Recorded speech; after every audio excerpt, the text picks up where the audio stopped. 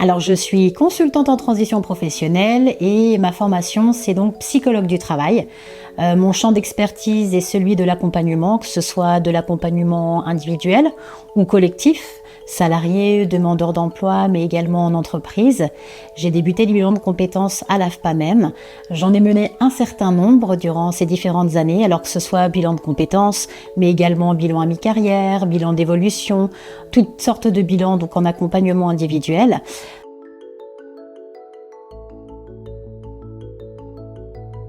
Alors chaque bilan est très particulier, c'est-à-dire qu'on individualise la démarche. Il y a en effet un certain nombre de phases, un certain nombre de cadres dans le bilan de compétences, mais j'aborde les choses de manière très individualisée. On peut dire qu'il n'y a pas un bilan qui ressemble à un autre bilan puisque je vais essayer d'adapter les outils aux besoins de la personne. En plus, on rencontre des profils très différents, des besoins très différents.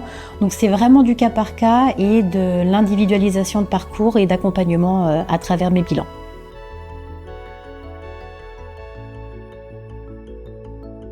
C'est vrai qu'à travers mon expérience, j'ai pu rencontrer beaucoup de salariés, beaucoup d'entreprises, ce qui fait que j'ai une connaissance métier ou des filières qui peut vraiment être un atout pour le bilan de compétences.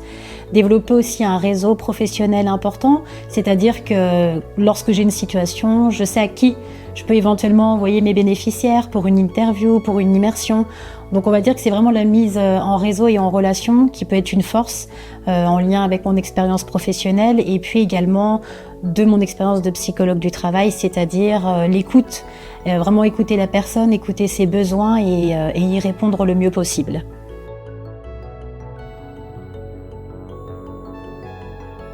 Disons que le bilan de compétences et l'accompagnement, c'est quelque chose de sérieux, mais j'aime bien aborder les choses avec humour et bonne humeur. C'est vraiment un temps dédié à la personne, donc si on peut vraiment détendre la personne, c'est là où on va travailler le mieux, je trouve. Donc on va dire que voilà, un de mes traits de personnalité, c'est utiliser l'humour, la décontraction. Des fois, j'ai tendance à leur dire rien n'est grave.